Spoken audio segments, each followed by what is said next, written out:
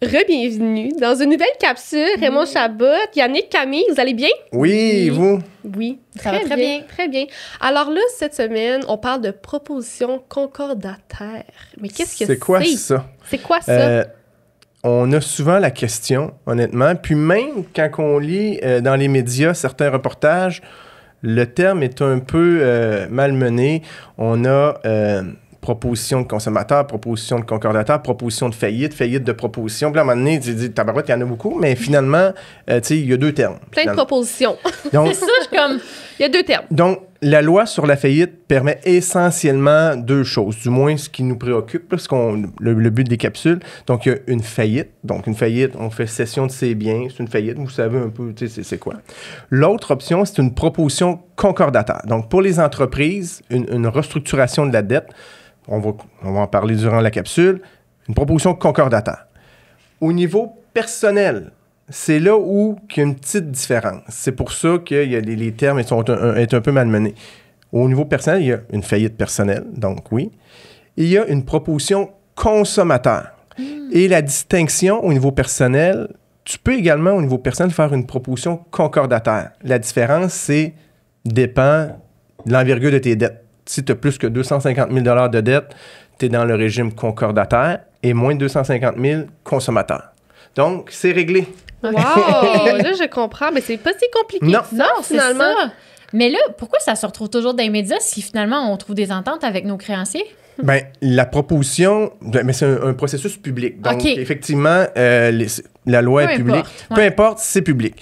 Donc, la proposition, essentiellement, ça vise à restructurer une entreprise qui, ultimement, est viable.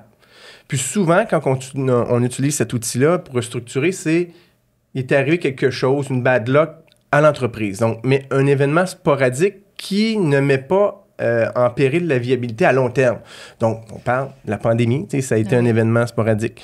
Des mauvais investissements, ça arrive souvent, les gens achètent beaucoup d'équipements, tout ça, finalement, j'en ai peut-être acheté un peu trop.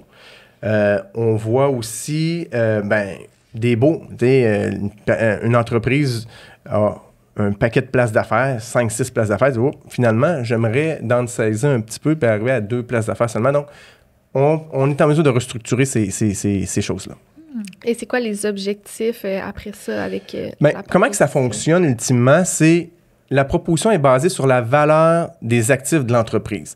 Souvent, on entend dire « Ah oui, mais j'ai 3 millions de dettes. Je ne pourrai jamais restructurer. Ça va coûter trop cher. » La base, c'est la valeur des actifs de l'entreprise. Donc, par exemple, prenons un exemple facile. L'entreprise a 100 000 $ d'actifs.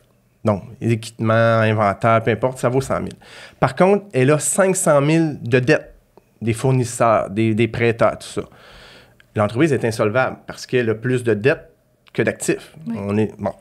Donc, l'offre qu'on pourrait faire dans une situation comme ça, puis j'explique ça très, très simplement, justement pour qu'on comprenne, le principe, c'est de dire, au créancier, on va dire, on va vous offrir 100 000, donc la valeur de mes actifs, pour régler 500 000 de dettes. Donc, on offre 20 % au créancier. Donc, vous allez me dire, ouais, mais on devrait tout faire ça.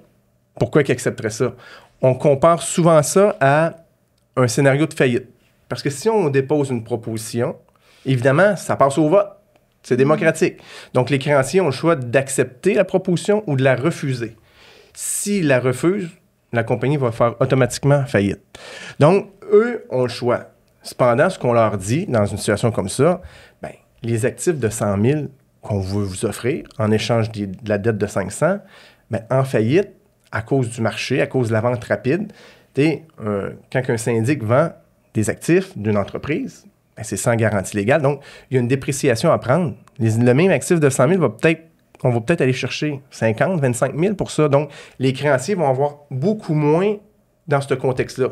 D'où la recommandation d'accepter une proposition de ce genre-là. OK, donc Je comprends mieux. Un peu plus à leur avantage, en général, les créanciers. Exact. Il faut que ça soit à leur avantage, sinon, ils vont pas mais l'accepter. c'est comparé au scénario de faillite. Parce que quand on est là, il y a 2 issues possibles. Soit que ça fonctionne ou soit qu'on fait faillite. Donc, quand on dépose, il y a 2 issues possibles. Les deux sont difficiles, en fait. Là. Les deux, peu importe. Les deux, puis tu fais bien de le mentionner, Camille, parce que c'est pas la solution miracle non plus. Parce mais c'est ça. Un coup que ta proposition a passé d'entreprise, oui, tu as effacé 500 000 de dettes pour 100 000. Donc, tu dis, c'est winner, wow! J'ai fait un gain de 400 000, c'est ça à peu près. Mais par contre, ben là, tes fournisseurs vont te dire, OK, mais Camille, là, j'ai perdu de l'argent avec toi. Maintenant, quand tu vas vouloir acheter tes produits, je vais être payé à la livraison. Je te financerai plus sur un mois ou tu n'auras plus un mois pour payer, c'est là. Donc, on parlait au dernier épisode des cash flows, des budgets. Et là, sur le budget, alors qu'on pouvait déplacer d'une semaine ou deux certains déboursés pour dire, ah ben gars, je vais attendre à la prochaine semaine. Mais là, le fournisseur dit, si tu ne me payes pas, tu n'as rien. Et donc, après ça, tu veux un prêt dans une banque.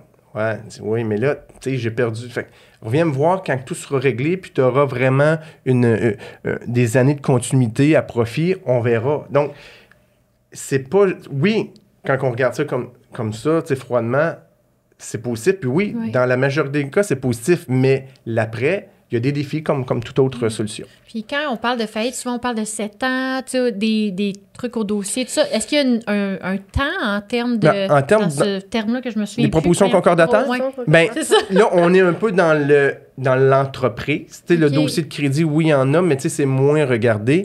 Mais ce qu'on dit, c'est que la proposition concordataire, on peut la payer sur 5 ans.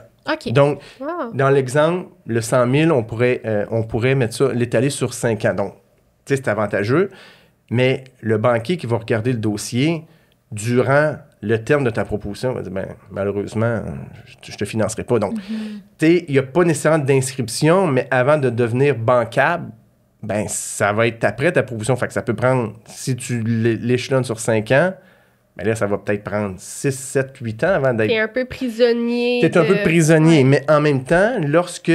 Puis on a de très belles histoires, puis tu sais, la majorité, c'est ça.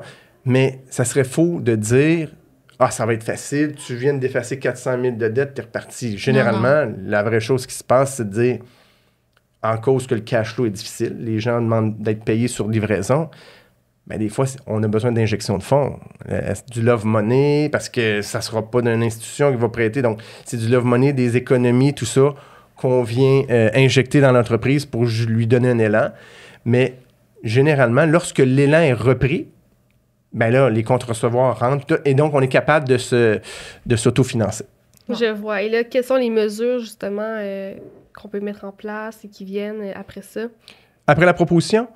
Ben, en fait, tu sais, il faut s'assurer d'abord, l'entreprise, est-ce qu'elle est viable? Parce que souvent, justement, le commentaire qu'on a fait tantôt, je veux faire une proposition, je veux me placer sous la protection de la loi. Oui, ça peut être bon, mais on doit avoir un bon justificatif. Généralement, c'est comme on a dit. Est-ce qu'il y a un événement qui fait en sorte? Il y a un autre processus qu'on peut se mettre sous la protection de la loi lorsqu'il y a des urgences. Donc, des menaces de poursuite, de saisie, peu importe.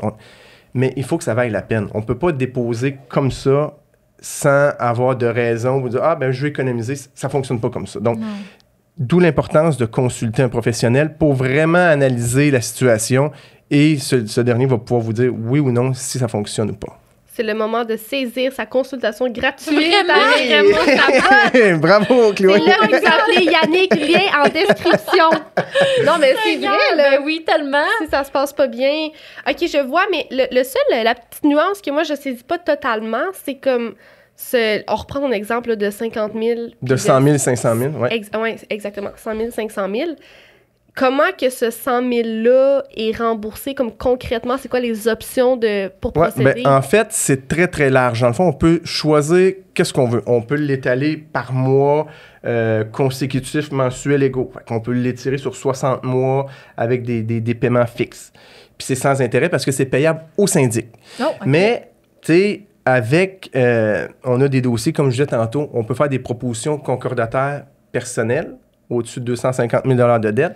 Et c'est encore une fois basé sur les actifs. Et c'est quoi le principal actif d'un individu, selon vous? Sa maison. La maison. Oui. Et là, avec la pandémie, ben, les maisons ont pris beaucoup de valeur. Donc, l'équité qui se dégage est très élevée, faisant en sorte que les montants de proposition sont élevés. Mais on ne peut pas demander à quelqu'un de rembourser 2 000 $ par mois en plus de son hypothèque.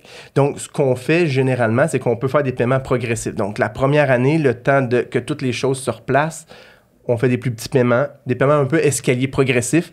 Et à terme, ben, dans l'exemple, le 100 000 devra être payé, oui, mais on est capable de moduler un peu comme qu'on le souhaite, mais les créanciers devront voter en faveur aussi. Donc, on peut soumettre ce qu'on veut, mais la décision revient aux créanciers. Puis là, ce que je me demande, c'est est-ce que si on fait cette proposition-là, on doit absolument rester en activité ou on peut aussi fermer l'entreprise, faire des propositions puis payer quand même ou dans... Bien, effectivement, est-ce que tu as déjà suivi un cours de proposition, toi? Non, vraiment pas! Tu as regardé d'autres capsules? Pas en tout! Non. Elle est à l'écoute. Effectivement, il y a des propositions concordataires pour des entreprises viables, mais il y a aussi des propositions qu'on appelle de liquidation.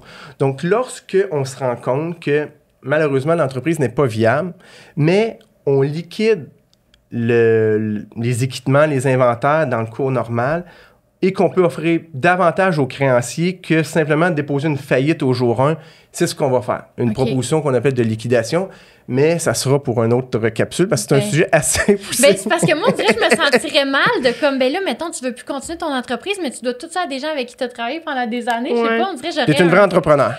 Non, mais en tout cas, Le cœur y est là. Oui, vraiment. Eh bien, merci pour cette introduction au sujet des propositions concordataires.